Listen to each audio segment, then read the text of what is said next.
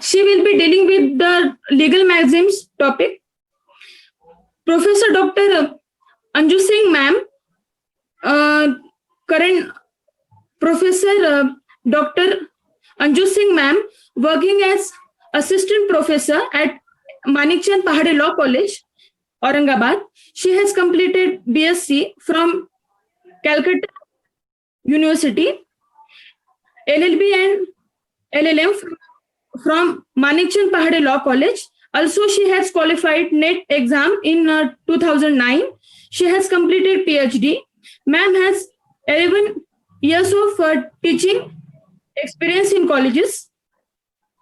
I welcome ma'am and request her to please enlighten us on the topic. Over to you, ma'am. Good afternoon to all the participants.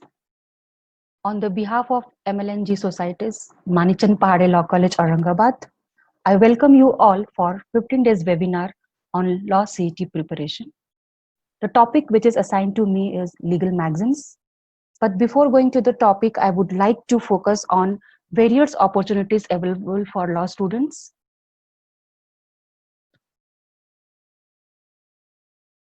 For example, if anybody want to join law course, either it is 3 years or 5 years, and after completing the course successfully, they will be eligible to practice in court.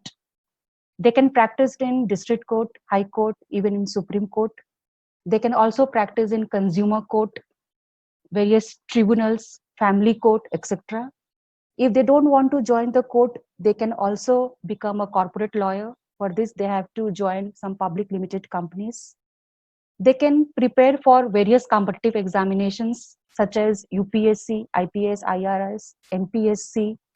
And along with the law course, they can also pursue CA and CS course. They can also become a legal analyst.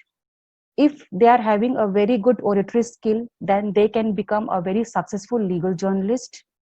They can also join teaching profession, but here they have to do 2 years PG degree and they have to qualify NET and SET, then they will be eligible for teaching. They can also become a judge after completing the law course. They can appear for JMFC examinations. So these are various career opportunities available for law students. Now coming to the next slide, pertaining to my subject, that is legal maxims. So first, what is the objective or outcome of this lecture? The students who are attending this lecture, who they are appearing for CLAT examinations or Law CET Maharashtra examinations, they will be able to score very good marks. They will be familiar with some commonly used legal maxims. They will properly understand the meaning and uses of these legal maxims which are used in different law subjects. And moreover, these maxims are written in Latin language, which is very difficult to understand. So this lecture will help you to understand those difficult maxims in a very simple way. Now, what is a legal maxim? A legal maxim is nothing, but it is a established principle of law which is universally accepted because it is just and consonant with reason. It is a correct statement of law. So the legal maxims are universally accepted. If we see what is the origin of legal maxims, so the word is taken from the Latin word maxima, and there are various different types of legal maxims. Most of them come from the ancient Latin using of certain words or phrases, and British common law have adopted this Roman law, that is the Latin phrases. And since the Indian laws have adopted British common law, so along with the British common law, you will also come across various Latin phrases in different subjects of law. So it is very important to understand the meaning of these legal maxims. So in this lecture, I have covered different legal maxims from different law subjects such as contract law of torts, criminal law, administrative law, Indian constitution, and interpretation of statutes. And moreover, these subjects which are covered in this lecture is pertaining to your CET syllabus or CLAT syllabus. So if I'm not able to take all the maxims due to the paucity of time, but few important maxims which are important for your exam, I have included in my presentation. So first we will come to the contract legal maxims which are incorporated under contract law. In contract law, first maxim is jus in personam, and this jus in personam is different from jus in rem. So before coming to these maxims, first we should understand that what is contract law. So contract law, we can say it is a heart and soul of any business, commerce or trade. So if anybody want to do business with certainty, they have to make a contract. And once the parties have entered into a contractual relationships, then they will be bound by various duties and obligations decided by them. And if there is breach by either party, the other party have remedy. They can go to the court for suitable remedy. So contract law is very important part of any mercantile or business. So first is jus in personam. And moreover, it is very important that contract law is different from other laws, because in contract law, the parties are themselves making their themselves making their duties and obligations. Means how they are going to perform the contract, when they are going to perform the contract, what will be the consideration. Everything are decided by the parties themselves. So it creates jus in personam. Meaning of jus in personam is right available against a particular or a specific person. For example, if a contract is made between two parties such as A and B, so both parties should perform their obligations according to the terms and conditions of the contract. If they are not performing, if somebody is breaching the terms and conditions, then the other party can go to the court for the remedy. So remedy available to the injured party is against that particular person, the specific person to whom he has made the contract. So we can say that a contract law creates jus in personam, and jus in rem is a right which is available against the world at large. If somebody is owning a house, for example, so he has complete ownership over the property and nobody has right to interfere with his possession or ownership.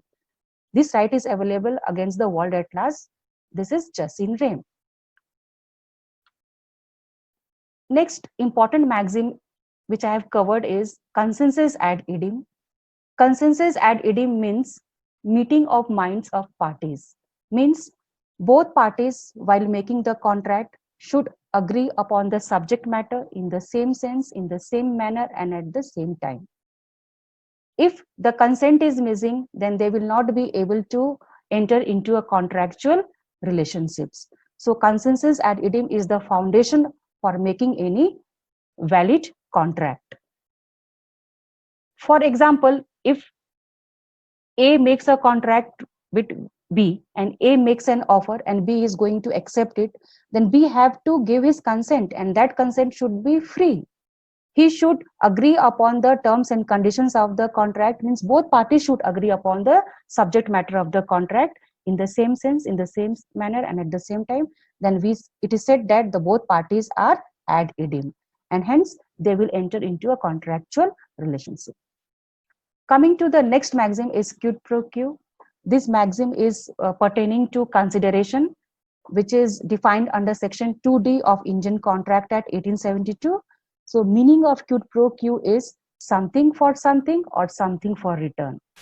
For example, if a contract is made between A and B, A wants to sell his car for rupees 5 lakh and B is ready to take his car, purchase his car for rupees 5 lakh. So for A, the consideration is 5 lakh rupees, and for B, the consideration is car. Means both parties are getting something in return.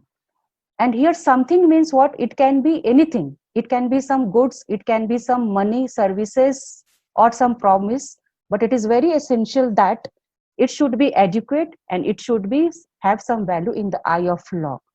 The consideration should be lawful also.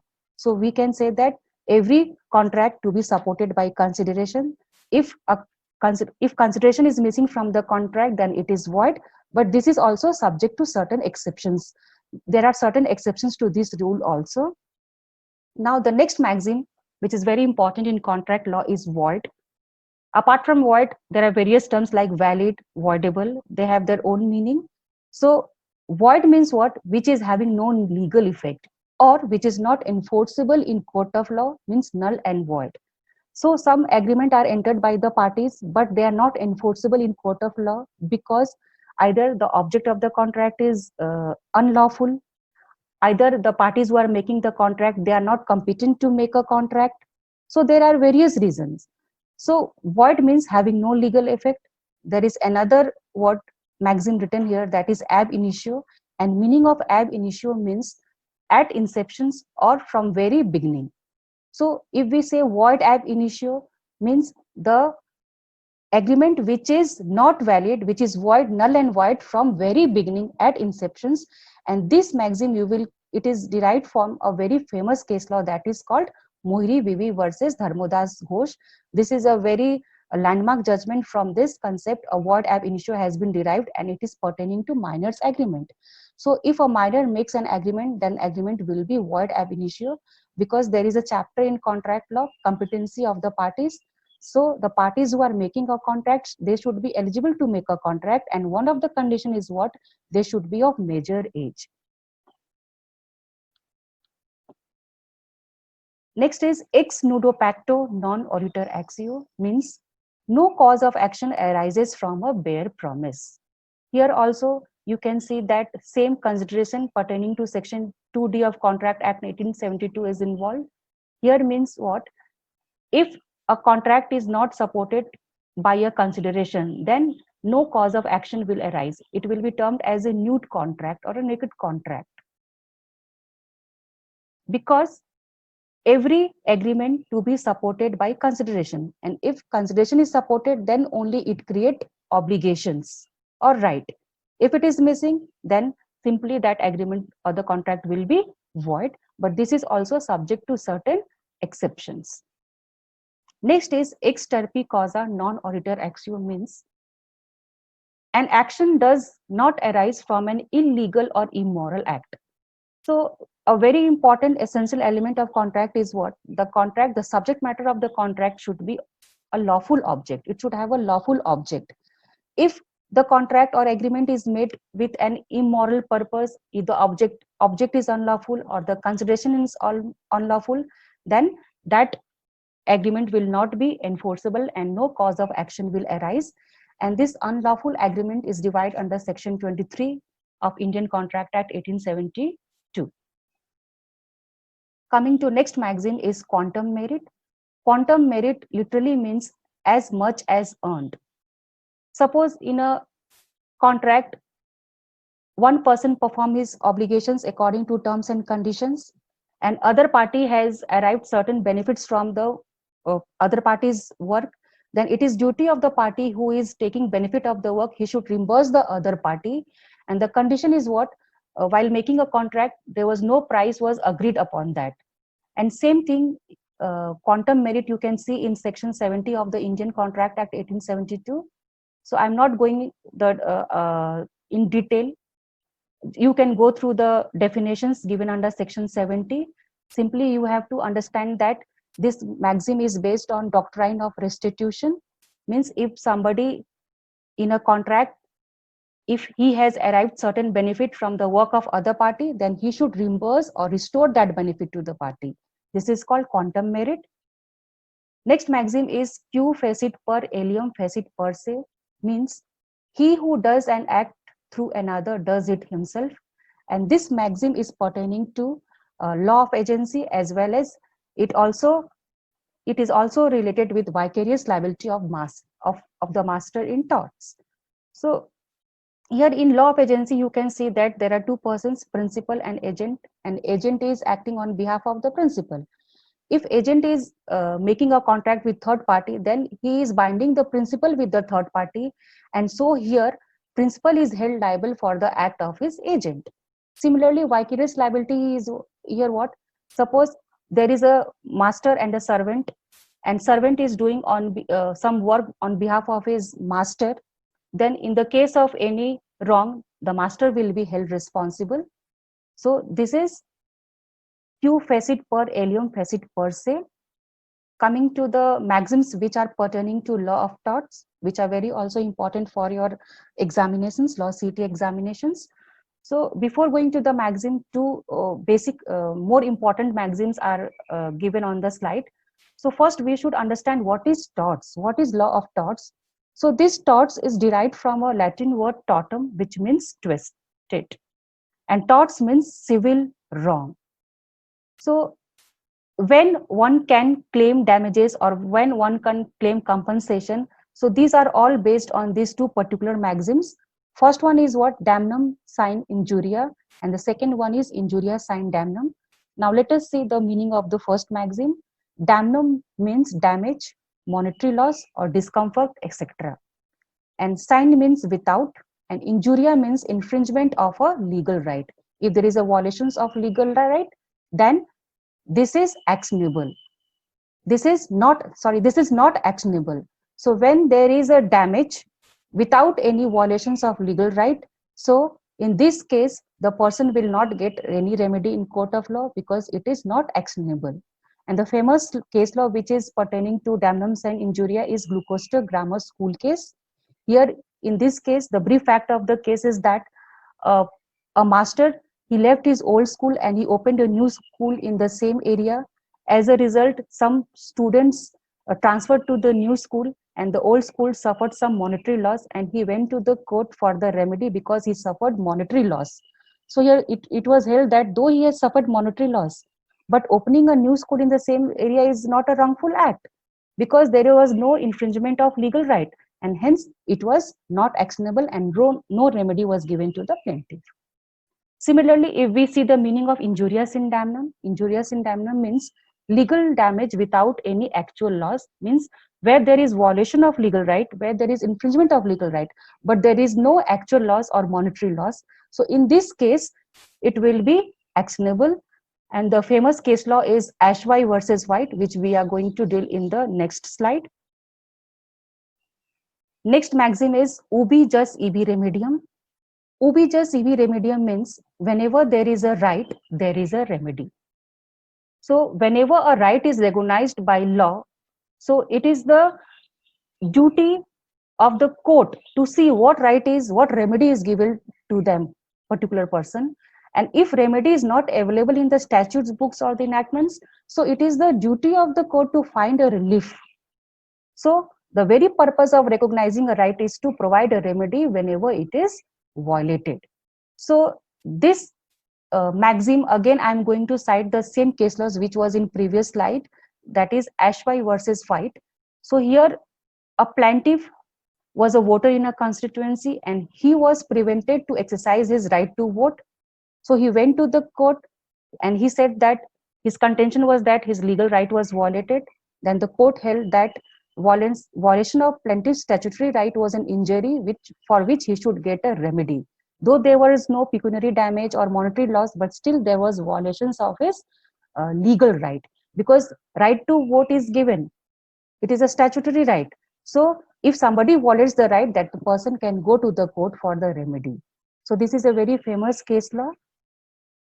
Coming to the next maxim is voluntae non fit injuria. Voluntae means damage suffered by consent is not a cause of action, or what is consented to it is not an injury. So for example, if somebody has given his express or implied consent to an injury and he knows that if he does that work, he is going to harm himself, and knowingly if he does and he suffered loss, so he cannot go to the court for any remedy. For example, a simple example, we can say that if a person goes for a car racing and he knows what kind of injury he can suffer, but still he goes, and if he suffer a loss or some injury, then what happened? He cannot go to the court for the remedy. A simple example I can cite here is that suppose if you are giving your consent for a surgical operation and if something happens, then you cannot sue that particular doctor because you have expressly consented to that particular surgical operations. And the case law which I have mentioned here is Padmavati versus Duganiki. Coming to the next slide. Next maxim is res ipsa loquitur, means the thing speaks for itself. Generally, we see that the plaintiff must establish a breach of duty by defendant.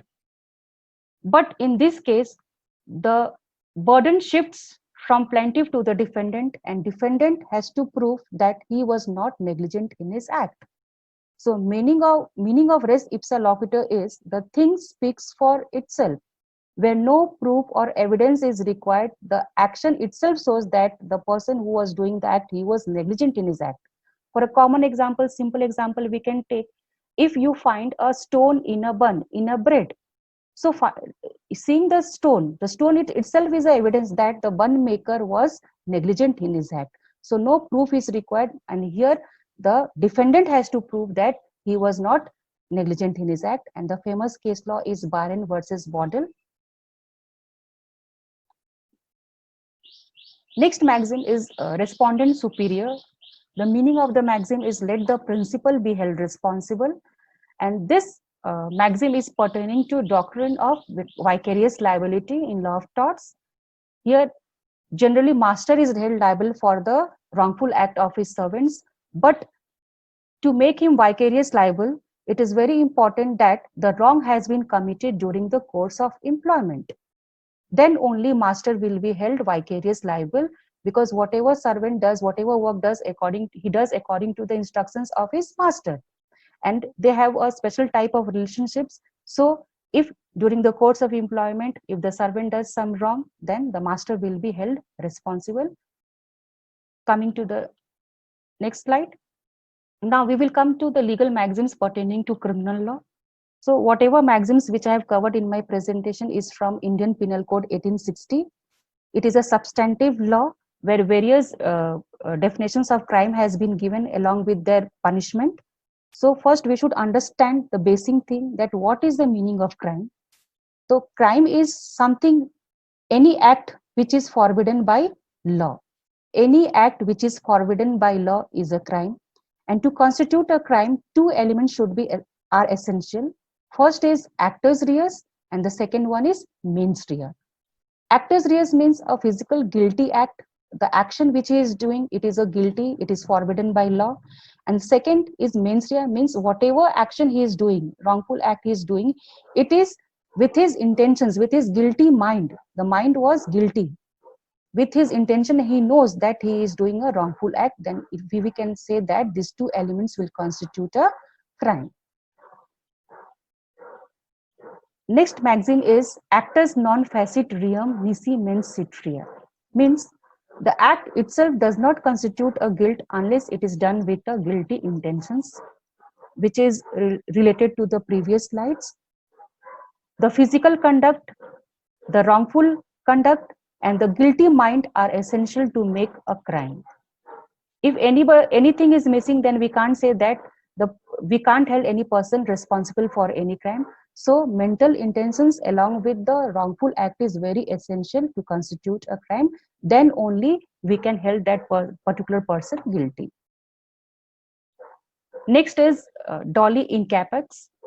Dolly in capex meaning is incapable of doing crime. And this maxim is pertaining to section 82 of Indian Penal Code.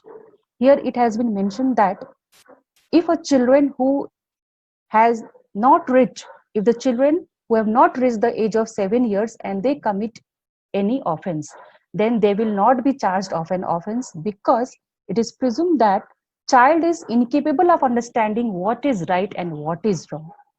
So this is very important pertaining to Indian Penal Code. And opposite to dolly in capex is dolly capex, and it is incorporated under section 83 of the Indian Penal Code 1860. And here it means that the person who is capable of understanding what is right and what is wrong. And if they are capable of understanding what is right and what is wrong, then they will be held for their wrongful act and they will be held guilty by the court. Coming to the next maxim is de minimis non curate lex. D means about, minimis means minimal or very small things, and non curate means not take care, and lex is body of law. So meaning of this maxim is law does not take note of trifles. Trifles means slight harm or slight injury. And the same maxim is pertaining to section 95 of the Indian Penal Code 1860. And it says that nothing is an offense by reason if that it causes, so that it is intended to cause or that it is known to be likely to cause any harm. If that harm is so slight that no person of ordinary sense and temper would complain of such harm. So if somebody does some slight injury or harm, and anybody goes and complains, then court is not going to entertain such type of cases. So court always ignores if there is a slight injury, because already there are so many cases pending in the court. And if the court is going to see all these minor cases, then what will happen? The scenario will be quite very difficult. Coming to the next maxim is ignorantia fact executed and ignorantia juris non executed. First, I will explain this. Ignorantia juris non executed means ignorance of law is not an excuse. It is presumed that every person should know the law of the land. And if anybody commits any crime or does wrongful act and he plead himself that he was not aware of the law, so he will not be excused, because one should know the law of the land. Ignorance of law is not an excuse, and they will be punished according to the provisions of the act, what wrong act they have done. So ignorance of law is not an excuse. Nobody will allowed to plead himself and take plea. They cannot ask for excuse from the punishment under the plea of ignorance of law. And ignorance of fact executed means ignorance of fact is excusable. This you will also come across Indian Contract Act in the chapter of mistake, where there is unilateral mistake, bilateral mistake. So here ignorance of fact is excusable, and it is mentioned under section 76 of the Indian Penal Code. If somebody makes a mistake of fact, then it is excusable. But if somebody makes ignorance of law, then it is not excusable. Suppose person who is driving a car and he violates the traffic signal and he says that, no, I'm not aware about the traffic signal. I don't know anything about the speed limit if he is driving on the highway. So this cannot be excused, because everybody is presumed to know of the land. Coming to the next maxim, necessitas non habet legem, which means necessity knows no law. Normally, any person committing crime is punished by law. But sometimes a person who finds himself in utmost necessity that he cannot do anything else but do some unlawful act causing injury to others, this maxim is pertaining to section 81. So here, if anybody does some harm without any criminal intentions, so he will be not held responsible for the guilty act. Coming to the next maxim is actus me inveto factus non est mens actus, means an act done by one against one's will is not one's act. This maxim is pertaining to section 94 of the Indian Penal Code. It says that act to which a person is compelled by threat. So here you can see two exceptions: except murder and offenses against the state, which is punished with death penalty. So nothing is an offense which is done by a person who is compelled to do it by threats. Means if somebody is threatened to do that wrongful act, and if he does, then he will be not held responsible, because he can say that this is his not act, because he has done this act without his will. His will was not there, his intention was not there. The next maxims which I am going to cover is from administrative law. Here I have covered two important maxims. The first one is nemo debet esse judice in propria causa, which means no man shall be a judge in his own case, or the deciding authority must be impartial and without bias. So it is a fundamental principles of natural justice as well as of fair trial. So if a judge or authority who is deciding the case, he should be free from bias, and free from bias means he should free from pecuniary bias, personal bias, and official bias. Suppose if he had the deciding authority or the judge has slight connections with the case, then he should not decide the case, because if he does, then it will be against the principles of natural justice. The next maxim from administrative law is audi alteram partem, which means to hear the other side. It means that no man should be condemned unheard, both parties to a dispute to be heard before giving the order. This is also a basic principle of natural justice and fair trial.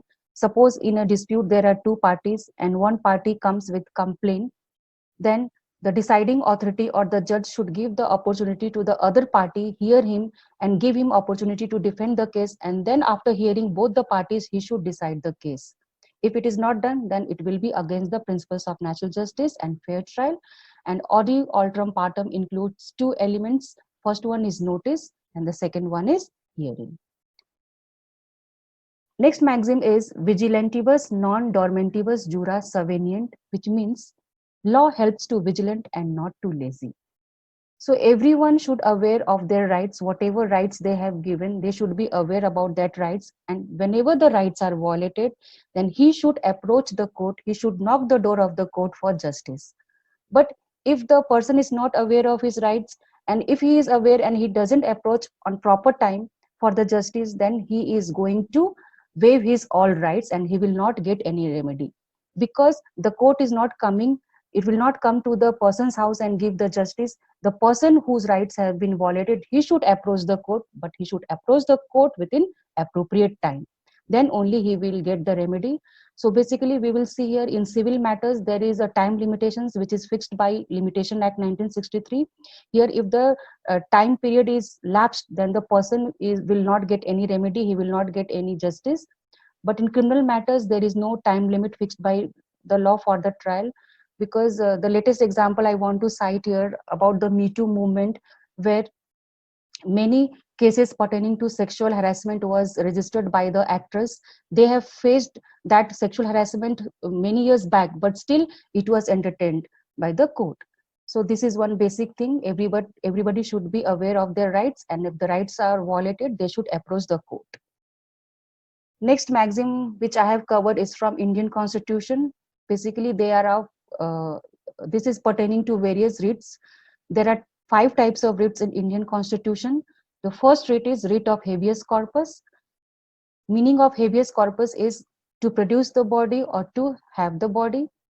It means that if a person has been arrested, so he can move to the court for release, and he have to prove that his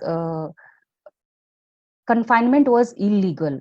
And if the court is convinced that the person was illegally detained, then the court will issue writ for the release of that particular person. So this is writ of habeas corpus. Coming to the next writ, writ of mandamus. Mandamus means we command, and it is an order from a superior court, either Supreme Court or the High Court, to the lower court such as tribunal or any public authority to perform an act which falls within its duty, which is imposed by constitution or any other law. Suppose a public office or a person who is not doing his duty which he is supposed to do according to the law, then he will be given writ of mandamus by the apex court or the high court, and this writ cannot be claimed as a matter of right. It is the discretion of the court whether to issue such writs or not. Coming to the next writ is writ of prohibition. Prohibition means to forbid or to stop, which is popularly known as stay order. It is a judicial writ, and it is a writ of preventive nature. We know all prevention is better than cure. So here the main object of writ of prohibition is to restrain the courts like tribunals and other quasi-judicial authorities from exceeding their authority or power. If they are acting beyond the power, then writ of prohibition is issued to that particular quasi-judicial bodies or the tribunals, etc. Coming to the next maxim is writ of certiorari. Certiorari means to be certified, and this writ is issued by the Supreme Court and the High Courts to some inferior court or tribunal. And the reason for issuing the writ is that the particular tribunal or the lower court are exceeding their jurisdictions. So these writs are given by the apex court or the high court for they quash that judgment given by them. And it is also called a corrective writ. And there is a slight difference between writ of certiorari and writ of prohibition. Writ of prohibition is a preventive writ. Prevention is better than cure. Before the judgment given by the lower courts, that writ is issued by the apex court or the high court. And writ of certiorari is issued for quashing the judgment delivered by the lower court. And it is given after the judgment has been delivered by the lower courts. Coming to the next writ is writ of quo warranto. Quo warranto literally means on what authority one is holding the public office. So in this case, if somebody is occupying a public office and he is not eligible to occupy that office, then he will be issued writ of quo warranto, and he have to explain why he is holding the public office, and this writ is given to the public office only and not to any private office. The next maxim, before coming to the next maxim, we will slightly go to the summary of the writs. There are 5 types of writs, and writ can be issued by Supreme Court, Apex Court under Article 32, and by High Court under Article 226. And High Court has wide power than the Supreme Court. In Supreme Court, one can approach when their fundamental rights are violated, which have been given under Part 3 of Indian Constitution. And under Article 226, they can approach for the violations of fundamental rights as well as the violation of other constitutional rights. Coming to the next maxim is par in parem imperia non habet. It means an equal has no power of an equal, means everybody is equal. And this is related to fundamental rights. Basically, Article 14 and Article 16 are involved. Article 14 speaks about right to equality. Everybody is equal before law and equal protection of law. And Article 16 is equality of opportunity for all citizens in matters relating to employment or appointment to any office under the state. So this maxim is very important, and here says that everybody is equal before law. Nobody is superior or inferior. Everyone is equal, because Article 14 here talks about right to equality, means equality before law and equal protection of law. The next maxim is cogitatinus poenam nemo patitur, which means no one is punished for his thought. And again, this maxim is pertaining to fundamental rights, which is incorporated under Part 3 of Indian Constitution. And here Article 19(1)(a), which speaks about right to freedom of speech and expression. Here everybody has given right to express his opinion or views. So here nobody will be punished for his thought. But this right has been given to with certain exceptions also, and the exceptions are certain restrictions. Some restrictions are imposed under Article 19(2) of Indian Constitutions.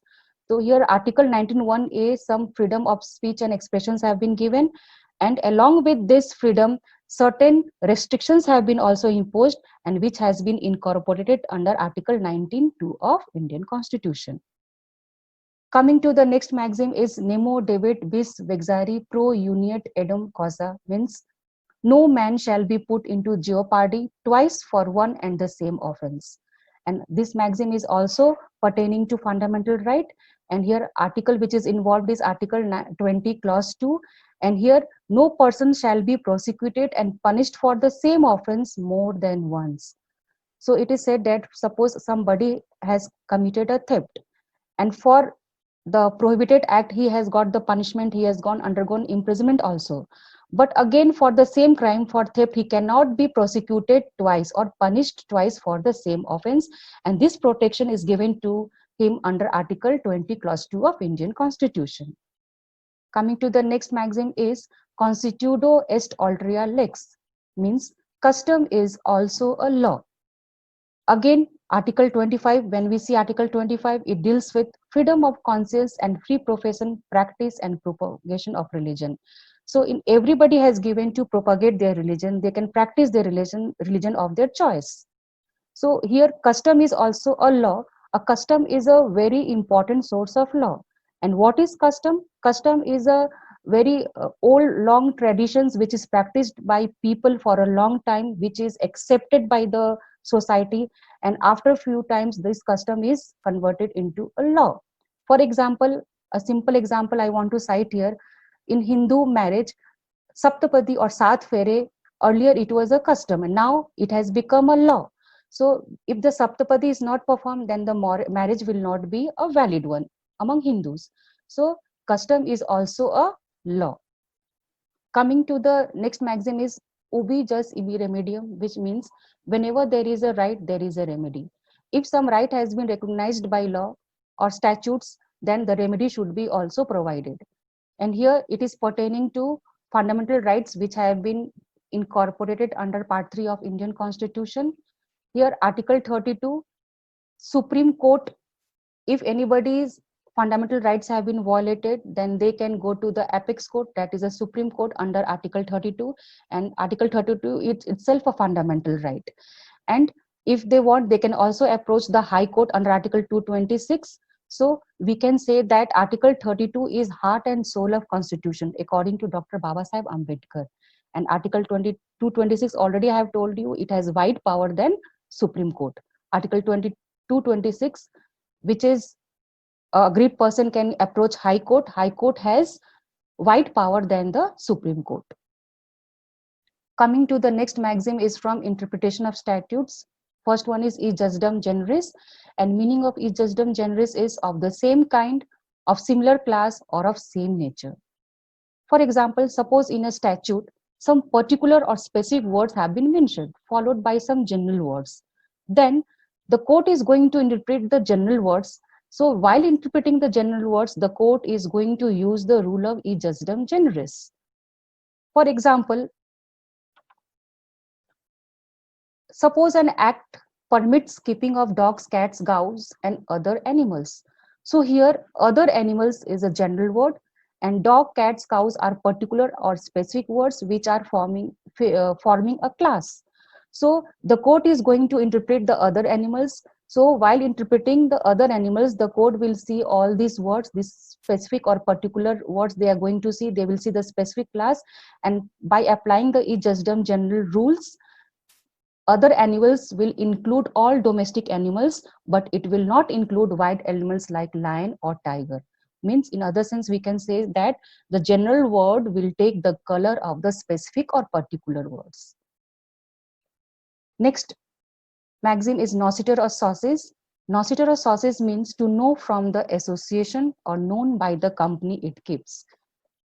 For example, if in a statute some words are given, but the words are ambiguous. Ambiguous means what? They are not able to clearly express the true meaning or the intentions of the legislature. The words are doubtable, questionable. So in this case, the court is going to interpret the doubtable word, the questionable word. So in this case, the court is going to, or the judge is going to use the rule of nociter sauces, and according to that rule, the court will see the analogous words, means the words which are associated with that doubtable words, and accordingly the court will find the true meaning of the doubtable or questionable words. This is called nociter sauces. Then there are few Latin expressions also which are used and which are also important for your Maharashtra law CET examinations or CLAT. For example, locus standi, it is a very important concept. Locus standi means right to stand before a court, right to be heard before a court. Stare decisis means the precedent, means the previous judgment given by the superior court are binding on the lower court. In similar situations, if the same type of case comes before the court, then stare decisis, it will become precedent, and accordingly the case will be decided. Next is ratio decidendi, means the reasons for deciding a case. So whenever judgment is given by the Supreme Court, it will be binding on all lower courts. Next is obiter dictum. Obiter dictum is the judge's expressions of opinion which are uttered by them in a court. Maybe those words which they are uttering, they will be not essential to the decisions, only due to their experience or some views they are expressing pertaining to that particular case, but it is not binding, it is not legally binding as a precedent. Other maxims are amicus curiae, which means a friend of a court. Sometimes a person is requested to assist the court in delivering a judgment. So he is not a judge, but he is helping the court in deciding a case, and he is called a amicus curiae or a friend of a court. Ultra vires means beyond power. If somebody has given, these words you will come across under company law.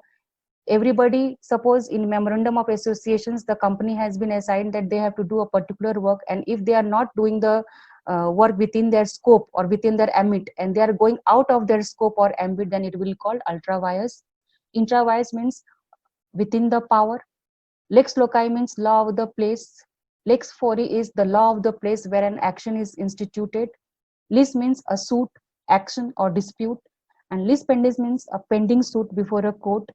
Malafides means in bad faith, and bona fide in good faith. Ipso facto, by the fact itself. ipsos jure means by the law itself. So these are the few Latin expressions. Now, these are the few references or the sources from which I have taken help to prepare my lecture or point presentations. So it is my duty to acknowledge these sources. The name of certain books are given here as well as e-resources. So I am thankful to all the authors from where I have borrowed certain contents to prepare my PowerPoint presentations. Thank you.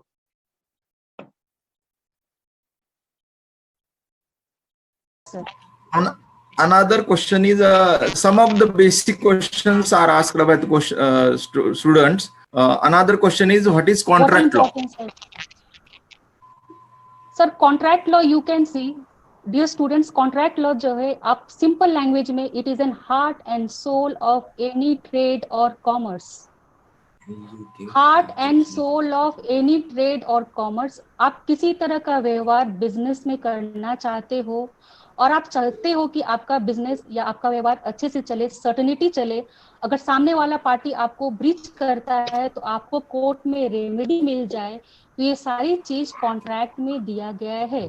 For example आपका घर है, आप उसको lease पे या rent पे देना चाहते हो, तो फॉर द सर्टेनिटी आप क्या करते हो, एग्रीमेंट करते हो सामने वाले पार्टी से. अगर वो पार्टी घर नहीं छोड़ता है टाइम के बाद या आपको रेंट नहीं देता है तो आप उसके खिलाफ कोर्ट में जा सकते हो. तो कॉन्ट्रैक्ट लॉ में बेसिकली जो है it is related to mercantile law, business law.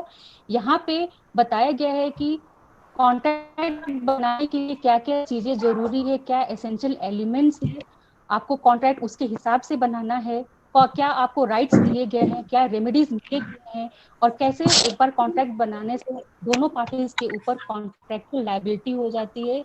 दोनों पार्टीज को according to the terms and conditions अपना परफॉर्मेंस करना है. तो for certainty we make a contract. हमारा काम, हमारा बिजनेस अच्छे से contract, it is related to business law, mercantile law. Yes, and it is in your syllabus also, law CET syllabus, contract law, Indian Contract Act 1872. Madam, another question is how many years a crime is filed in criminal law? Criminal law में limitation period नहीं है, मैंने अपने एक slide में आपको बताया था. सिविल लॉ में लिमिटेशन पीरियड रहता है, इन क्रिमिनल लॉ में नहीं. सिंपल एक एग्जांपल ले लीजिए, मीटू जो हैश मीटू मूवमेंट चालू हुआ था और वहां पे जो ग्रीवेंसेस था, जो एक्ट्रेस का क्या था, बहुत साल पहले उनके ऊपर ये सेक्सुअल हैरेसमेंट किया गया था, लेकिन फिर भी उस केस को एंटरटेन किया गया. तो क्रिमिनल लॉ में ऐसे कुछ लिमिटेशंस नहीं है, लेकिन सिविल लॉ में लिमिटेशंस है. Sir next.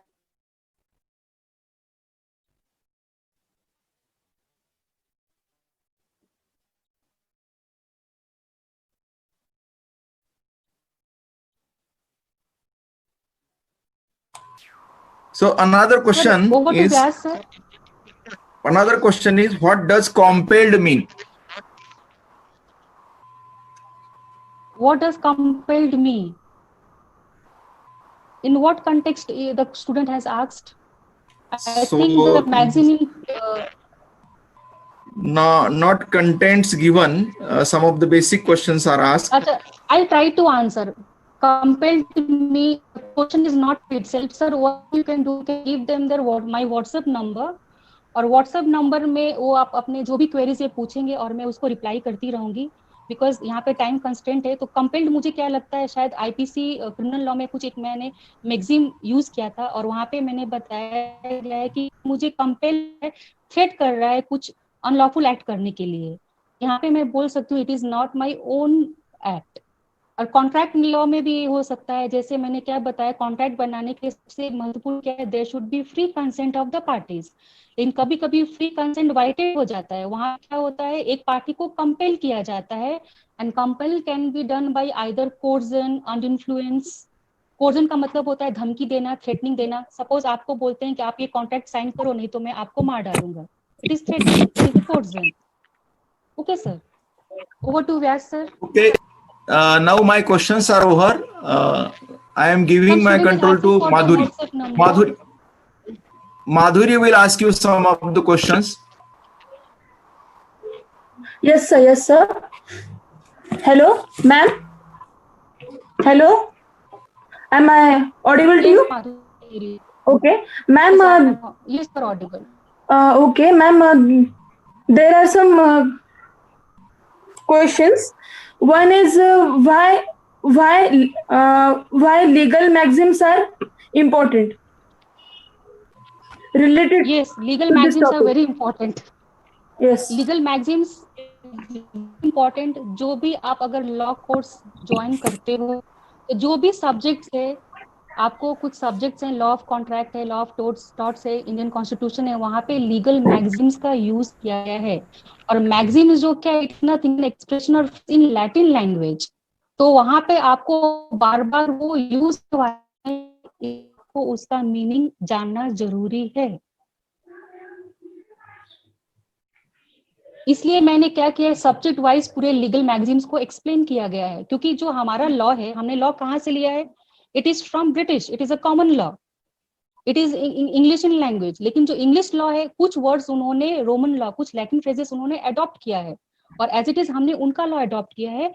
तो ये जो लैटिन मैगजीन्स है, ये जो है लीगल मैगजीन्स है, it is very universally accepted. तो इसके मीनिंग को जानना जरूरी है। अगर अभी आप नहीं जानोगे तो फिर जो बाकी सब्जेक्ट्स पढ़ोगे जहाँ पे इसका एक्सप्लेनेशन या जहाँ पे जिक्र किया गया है, तो आपको प्रॉब्लम आने वाला है। इसलिए लीगल मैगजीन्स जानना बहुत जरूरी है। लीगल टर्मिनोलॉजी तो मैंने अभी छोड़ दिया, बहुत सारे जैसे वर्ड है, एडमिशन, एफिडेविट, तो ऐसे टर्मिनोलॉजी भी आना जरूरी है, because you are doing law. और टॉर्ट्स में सबसे ज्यादा लीगल मैगजीन्स आपको मिलेंगे, some phrases which is derived by a particular law, isn't it? Next, over to Madhuri. Okay, ma'am. Thank you, ma'am. The second one is, what is the limitation period in civil law? Civil law में एक limitation act है, और हर चीज के लिए अलग अलग limitation period दी है। और एक सिंपल एग्जांपल मैं आपको देती हूँ। सपोज आपने किसी से लोन लिया है, तो limitation period is what, for the repayment of the loan, या सामने वाले लोन आपसे ले सकता है within 3 years। Within the 3 years time period is the limitation for that particular case. अगर वो 3 years चला जाता है, तो in that case you have lost your right to claim that particular डेप्ट और कर्ज। तो उस केस में 3 years लिमिटेशन पीरियड है, depends upon the case, and it is all explained in Limitation Act 1963. One example I have given you.